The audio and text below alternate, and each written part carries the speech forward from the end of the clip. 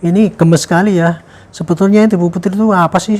Kok kayak gitu, dia tuh penjahat atau korban atau orang yang sangat jahat-jahatnya orang gitu ya. Apa yang sesungguhnya terjadi terhadap diri Ibu Putri ini? Apakah itu sebagai korban daripada pelecehan seksual atau kekerasan seksual atau perselingkuhan, dan selingkuhnya itu dengan Yosua atau dengan Kuat Ma'ruf?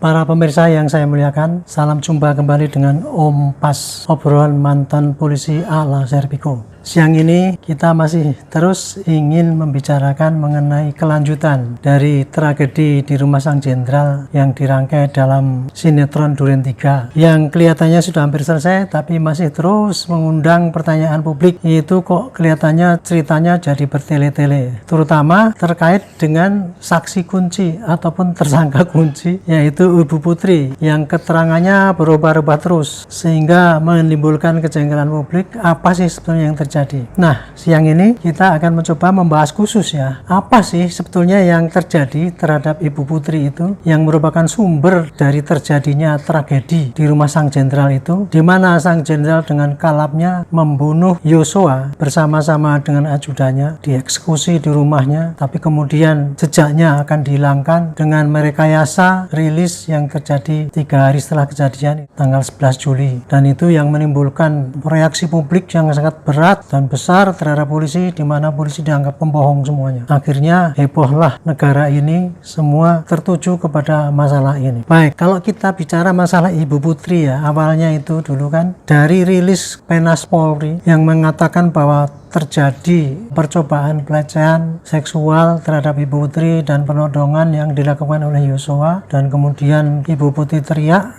dan kemudian Yosua keluar panik, disapa oleh Baradae dari atas tangga, ada apa Bang? Tapi malah dijawab oleh Yosua dengan menembak, sehingga terjadi tembak menembak dan Yosua dikabarkan meninggal di tempat itu. Nah, berita ini menimbulkan pertanyaan publik ya, dan bahkan Presiden sendiri juga demikian, sehingga akhirnya Kapolri membuat tim khusus untuk mengusut kasus ini sampai selesai, termasuk juga mengenai apa yang sebetulnya terjadi terhadap diri Yosua itu, apakah dia itu terjadinya meninggal karena tembak menembak atau dibunuh. Nah, ternyata kan sekarang udah clear itu ya, ternyata Yosua itu adalah bukan tembak menembak kejadiannya, tetapi ditembak, bahkan dibunuh direncanakan oleh Bapak Sambo, yang kemudian berusaha menutupi jejaknya dengan mengerahkan anggota loyalisnya untuk merusak TKP, CCTV dan sebagainya, sehingga seakan-akan kasus itu adalah kasus tembak menembak mengakibatkan meninggalnya Yosua. Maka kemudian dalih Ibu Putri yang mengatakan bahwa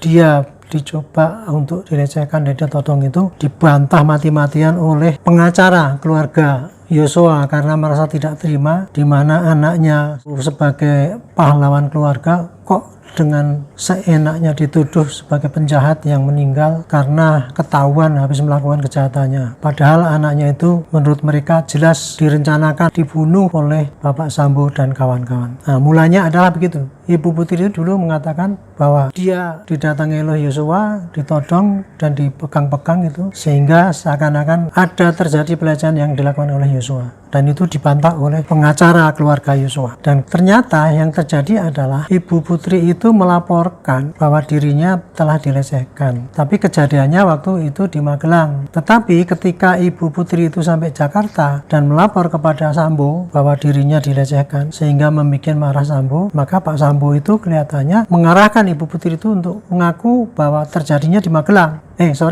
Kejadiannya di Jakarta. Dan kemudian dibikin skenario itu. Maka Ibu Putri waktu itu di dalam laporannya yang dibuat ke Jakarta Selatan itu mengaku bahwa pelecehannya terjadi di Jakarta. Tapi kemudian setelah kasusnya terbongkar, skenario yang dibikin oleh Pak Sambo itu terbongkar oleh tim khusus, dan kemudian Baradae ditetapkan sebagai tersangka, dan juga 31 anggota loyalis Pak Sambo yang ikut merusak TKP itu kemudian dinonaktifkan, dan dikandangkan selama 30 hari, barulah bisa terkuak bahwa memang terjadinya adalah rencana pembunuhan yang dilakukan oleh Pak Sambo dan kawan-kawan. Lalu Baradae ditetapkan sebagai tersangka. Nah, setelah ditetapkan sebagai tersangka, Baradae tidak lagi mengaku bahwa dirinya itu adalah terjadi tembak-menembak, dan kemudian habis Baradae dinyatakan sebagai tersangka pembunuhan kepada Yosua, maka Pak Sambo juga ditetapkan sebagai tersangka. Nah, ketika itulah kemudian Pak Sambo mendeklar bahwa memang dia bertanggung jawab atas kejadian itu, dan dia melakukan kejadian itu, tindakan brutal itu, karena merasa harga diri, martabat, dan kehormatan keluarganya merasa diinjak-injak oleh Yosua, sehingga dia tega untuk membunuhnya dan membantainya. Jadi gitu. Dan ternyata itu secara tidak langsung tetap saja bahwa disampaikan bahwa Ibu Putri itu adalah korban daripada pelecehan, meskipun ini dibantah mati-matian oleh keluarga Yosua. Dan kemudian atas tidak terimanya keluarga Yosua, kan dia membuat laporan polisi kan ke Baris Krim Polri tanggal 18. Jadi kurang lebih 8 hari setelah pengumuman yang pertama itu, dengan laporan polisi bahwa Yosua direncanakan dibunuh mulai dari Magelang, dianiaya, dan kemudian pembunuhan direncanakan itu dieksekusi di Jakarta oleh Sambo dan kawan-kawan. Jadi kemudian laporan itu ditindaklanjuti oleh tim khusus. Hasilnya adalah diumumkan ketika tim khusus itu mengumumkan bahwa ini diumumkan oleh Kapolri bahkan ya, bahwa yang terjadi adalah bukan tembak-menembak tetapi penembakan. Satu disebutkan itu, ditegaskan begitu. Yang kedua, Pak FS ditetapkan sebagai tersangka gitu. Dan kemudian laporan polisi yang mengatakan adanya pelecehan dan penodongan dihentikan karena tidak ada tindakan pidana. Nah, disitulah kemudian alasan terjadinya pelecehan dan penodongan ataupun kekerasan seksual yang dilakukan oleh Yosua terhadap Ibu Putri itu sudah dianulir, sudah dinyatakan tidak ada. Tetapi kemudian itu mencuat lagi isu itu ketika Pak Sambo mengatakan bahwa dirinya itu adalah tersinggung dan kemudian membunuh, bertanggung jawab semua karena istrinya dilecehkan. Dan ini kemudian juga dikuatkan lagi itu isu adanya pelecehan itu yang berkembang di Magelang. Nah, di Magelang ini ada 3 versi ini sekarang ini. Kalau dulu 2 versi, sekarang 3 versi. Versi pertama adalah apa yang diungkap oleh Bapak anggota DPR di sidang dengar pendapat dengan Bapak Kapolri yang menanyakan bagaimana nih Pak, apakah benar informasi bahwa ketika itu Yosua membawa ibu dari sofa membopong masuk ke ruang tidur. Yang kedua, Yosua ketahuan mengendap-endap keluar dari ruangan oleh Ma'ruf sehingga dimarahi dan tegur oleh Ma'ruf. Nah, berarti kan isunya adalah waktu itu bukan pelecehan tetapi mungkin perselingkuhan. Kira-kira kan begitu ya yang terjadi di Magelang itu. Tapi di sisi lain juga ada keterangan dari Baradae ketika masih di bawah pengacaranya Pak Deolipa yang gondrong itu. Bang, saya curiga itu ada ibu ada main dengan Ma'ruf Kuat. Nah kan gitu kan. Jadi sekarang diduga yang ketahuan, yang kepergok di Magelang itu bukannya Yosua, tetapi justru Ma'ruf itu yang ketahuan kepergok oleh Yosua. Itu kan dibalik. Mengapa demikian?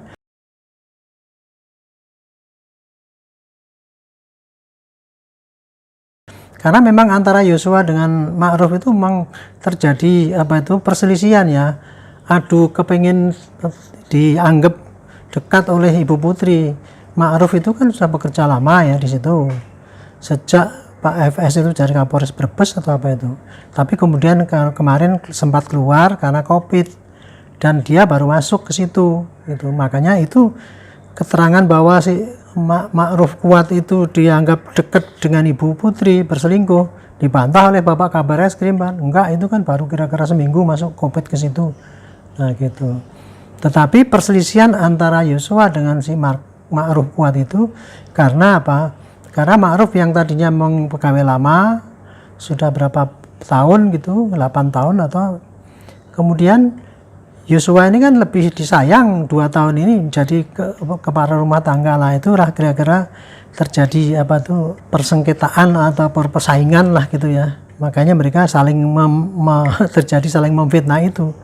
Di satu sisi disangkanya ibu selingkuh dengan Ma'ruf, satunya lagi dengan Yosua.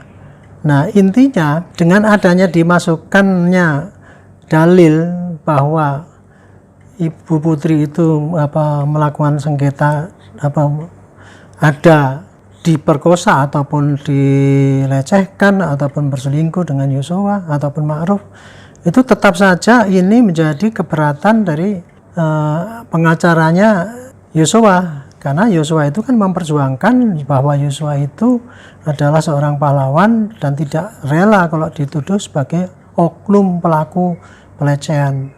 Itu tetap dibantah mati-matian. Tapi bantahan ini kemudian kemarin diperheboh lagi dengan adanya Komnas HAM. Komnas HAM begitu selesai melakukan tugasnya mengawal penyidikan ini ya, kok bikin rekomendasi kepada polisi bahwa patut diduga terjadi kekerasan seksual di Magelang. Jadi merekomendasikan polisi untuk memeriksa itu. Nah jadi geger lagi nih Komnas HAM oleh kelompok dari pengacara Yosua yang sangat antipati dengan dalil bahwa Yosua itu sebagai pelaku pelecehan, apalagi ini sekarang dituduh sebagai terjadi kekerasan seksual, sangat marah sehingga Komnas HAM dituduh, wah ini Komnas HAM kok kelihatannya mau membantu Sambo gitu. Termasuk juga LPSK kan gitu. LPSK itu kan mengatakan bahwa Ibu Putri itu sebagai korban, dia sangat terpukul sehingga dia tidak bisa menceritakan, dia pokoknya terdown lah gitu, sehingga keterangan di Magelang nggak bisa diungkap. Tapi itu menunjukkan bahwa itu memang terjadi di sana pelecehan seksual kan kayak gitu. Jadi itulah yang terjadi sehingga publik jadi ini gemes sekali ya. Sebetulnya Ibu Putri itu apa sih kok kayak gitu, dia tuh penjahat atau korban atau orang yang sangat jahat-jahatnya orang gitu ya. Kemudian ditambah lagi dengan pemeriksaan di lie detector kemarin itu kan, Kompas sudah menduga pasti kalau diperiksa pasti nanti hasilnya juga tidak akan diumumkan gitu kan, betul kan? Ketika dulunya itu 3 orang lie detector, 3 tersangka yang diperiksa dengan lie detector diumumkan oleh Dirbidum bahwa mereka itu dianggap jujur gitu.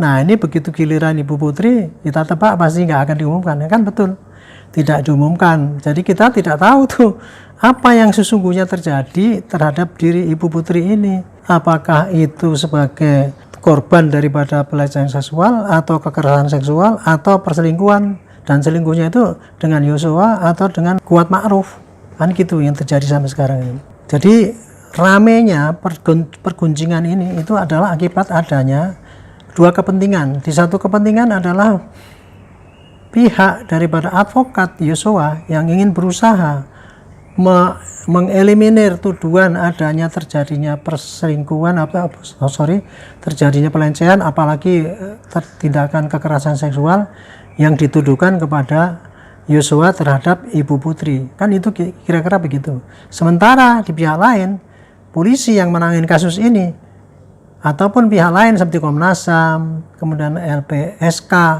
itu kan berdasarkan keterangan daripada Ibu Putri yang terus kekeh dari awal sampai akhir masih tetap bahwa dia ini adalah diperkosa ataupun diperlecehkan oleh Yosua. Itu yang terjadi.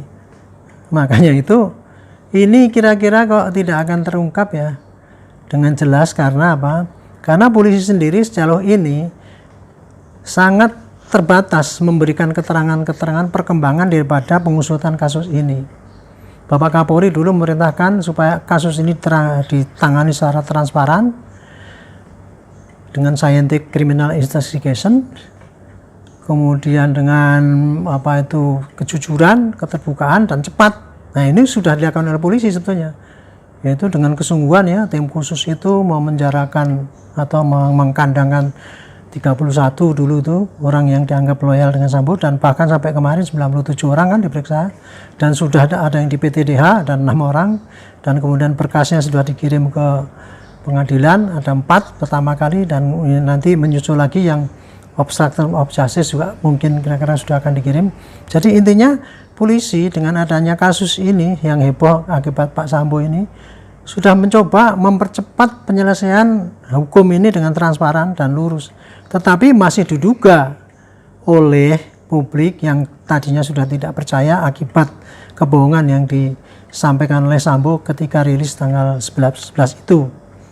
Nah, kemudian publik juga masih kurang percaya pada polisi karena polisi kurang transparan memberikan perkembangan apa yang terjadi dan pengusutan yang terjadi. Selama ini detail-detail keterangan kemajuan penyidikan itu kebanyakan kan disampaikan oleh Komnas HAM, bukan oleh polisi. Misalnya tentang ada tidaknya penganiayaan itu kan Komnas HAM pernah mengatakan bahwa dari otopsi hasilnya begini, tidak ada penganiayaan, kan pernah gitu. Juga hasil CCTV yang dari Magelang itu ternyata ketika sampai Jakarta Yosua masih hidup. Nah, itu kan yang mengumumkan sih Komnas HAM, bukan polisi. Termasuk juga ini nanti hasil daripada lie detector kemarin itu kan 3 dibocorkan oleh Dirpidum, tapi yang 2 untuk Ibu Putri maupun Pak Sambo kan dikip, nggak ngerti apa yang terjadi, sehingga publik dibiarkan bertanya-tanya sebetulnya apa sih yang terjadi.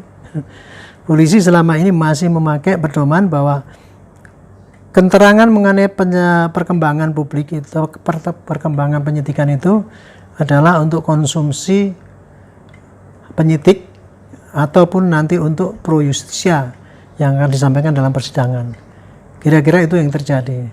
Nah, kemudian kalau mengenai masalah apa yang dilakukan Ibu Putri ini ya, motif, apakah dia itu dilecehkan atau dia itu diperkosa atau dia itu karena selingkuh tapi malu-malu ngaku, itu bagi polisi perkembangan informasi ini tidak penting banget, karena selama ini yang disasar oleh polisi adalah bahwa Pak Sambo melakukan tindakan yang brutal, yaitu merencanakan pembunuhan dengan Yosua.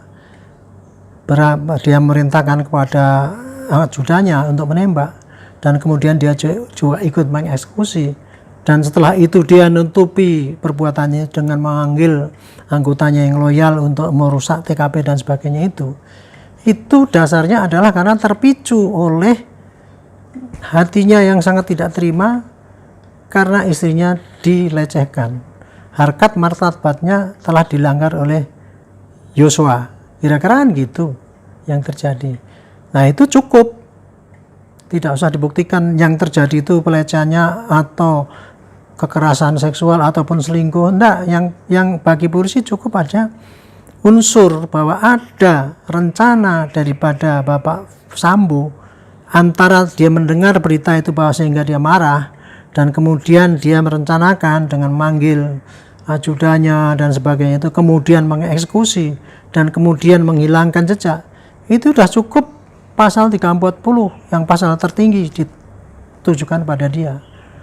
Nah, kira-kira itu keyakinan polisi, makanya dia cepat-cepat untuk mengirimkan berkas itu. Tapi sementara polisi cepat mengirim berkas kan masih dicurigai bahwa itu, wah ini kalau cepat-cepat berarti berkasnya tidak lengkap ya. Nah, buktinya kan dikembalikan oleh jaksa itu gitu kan. Padahal ya pengembalian perkara dari jaksa itu umum terjadi, karena tidak mungkin jaksa itu menerima satu berkas kemudian dianggap lengkap. Itu nanti oleh pimpinannya dianggap itu enggak teliti. Dia harus melengkapi apa-apa yang kurang. Itu sudah kebiasaan antara jaksa dengan polisi, itu sering gitu bolak-balik perkara.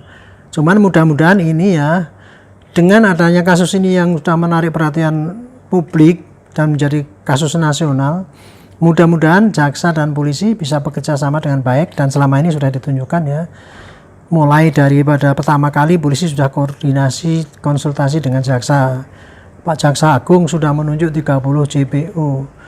Kemudian Pak JPU-nya juga ikut dalam rekonstruksi. Nah, itu menunjukkan bahwa ada kesungguhan aparat penegak hukum ini ingin menyelesaikan ya perkara ini dengan sungguh-sungguh dan transparan dan secepatnya. Walaupun selama ini ya kita tidak menutup kemungkinan publik masih terus curiga ya. Jangan sampai ini penyidik ini cuma pura-pura seakan-akan gitu, tapi kemudian nanti karena kurang telitinya, kemudian nanti tuntutannya di pengadilan meleset seperti yang terjadi di kasus Marzinah dulu itu kan kira-kira gitu. Tapi ya kalau untuk keraguan-raguan apakah kasus ini nanti ditangani serius oleh polisi apa tidak, itu nanti ukurannya kan bisa dilihat dari JPO. Karena berkas yang dikirim oleh polisi hasil penyidikan itu yang pelengkap itu kan dituangkan dalam berkas perkara dan kemudian nanti akan diteliti oleh jaksa. Jaksa nanti akan meneliti apakah ini memenuhi syarat untuk jadikan dakwaan. Kalau sudah lengkap berarti dia akan maju karena nanti yang akan bertanggung jawab adalah pada dia gitu. Tapi publik ya juga boleh tetap bercuriga ya karena sudah saking dari pertama kali dulu udah hancur nama polisi akibat ketidakpercayaan publik karena kebohongan yang disampaikan oleh Sambo itu. Bahkan kemarin tambah lagi ya pihak korban itu ketika rekonstruksi nggak boleh ikut itu. Dan kemudian Tuan Putri itu sudah jadi tersangka tidak ditahan oleh polisi, itu juga menjadi sorotan publik bahwa selama ini kelihatannya polisi bermain-main serius tapi tidak memberikan peluang pada pihak korban untuk ikut mengikuti apa yang dilakukan oleh polisi, mengecek gitu, misalkan ikut dalam rekonstruksi, termasuk juga kenapa Ibu Putri nggak ditahan dan sebagainya, itu sebagai bentuk seakan-akan polisi diskriminatif. Itu akibat daripada polisi selama ini sudah berusaha maksimal tetapi dia tidak pandai menjelaskan kepada rakyat apa yang dilakukan itu dan dasar hukumnya apa ataupun apa alasannya. Secara singkat, selama ini polisi sudah melakukan tugasnya secara hukum, tidak melanggar hukum atau legal, tetapi masih dinilai kurang legitimate, kurang diakui kebenarannya oleh masyarakat bahwa polisi itu kurang bertindak adil, artinya itu masih diskriminatif, masih membiarkan Yosua itu dituduh sebagai suatu penjahat gitu, padahal kasusnya kan sudah di SP3 dan sebagainya. Jadi intinya gitu, jadi berkepanjangannya cerita ini, berbelit-belitnya ini akibat daripada penafsiran publik ya. Di satu sisi pertama kali sudah curiga dengan polisi, dianggap bohong, dan polisi sudah berjanji melakukan tugasnya dengan transparan, cepat, dan scientific, tetapi masih ada dari pihak-pihak yang mengendaki polisi jangan diskriminatif gitu. Nah ini mungkin juga bisa dipakai untuk kritik juga untuk polisi. Mudah-mudahan dia juga di samping melakukan tugas secara legal dan sesuai dengan prinsip-prinsip yang berlangsung di dalam prosedur hukum, tapi juga memperhatikan legitimasi yang muncul dari masyarakat agar polisi dianggap memperhatikan keadilan yang berada di masyarakat, yaitu dengan melakukan tindakan terhadap Ibu Putri itu menjadi tersangka yang kemudian ditahan, walaupun ditahannya dalam bentuk tahanan kota atau tahanan rumah, sehingga publik tidak menilai polisi diskriminatif. Saya kira itu mudah-mudahan bermanfaat ya, paling tidak bisa mengurangi keigeran pengen tahu apa sih hasilnya daripada cerita ini. Tapi perkiraan kita ya bahwa nanti di persidangan nanti akan muncul apa yang kejadian yang sesungguhnya terjadi. Lie detector yang kemarin itu diragukan kebenarannya nanti akan diuji di dalam persidangan itu apa yang sesungguhnya terjadi. Kalau perkiraan kita sih ya, antara apakah ibu itu memang terjadi dicoba dilecehkan atau juga ada tindakan kekerasan yang dilakukan oleh Yosua, atau ibu itu selingkuh cuman malu sehingga dia terpaksa ngaku dilecehkan daripada dia ngaku selingkuh. Tapi apapun yang disampaikan itu kira-kira tidak akan berpengaruh pada berat atau ringannya tuntutan pada Pak Sambo sebagai pelaku dengan pasal 340 yang berarti pembunuhan yang direncanakan dan dilakukan bersama dengan ajudan dan sebagainya, termasuk juga ditambah obstruction of justice, yaitu menghilangkan jejak, yang itu kira-kira hukumannya berat dan mudah-mudahan itu nanti bisa berjalan dengan fair sehingga dihukum dengan berdasarkan asas keadilan yang betul-betul adil. Terima kasih. Mudah-mudahan bermanfaat. Mohon maaf kalau kurang berkenan. Kami tunggu bantuan subscribe, like, dan share-nya. Sampai jumpa di Om Pas berikutnya.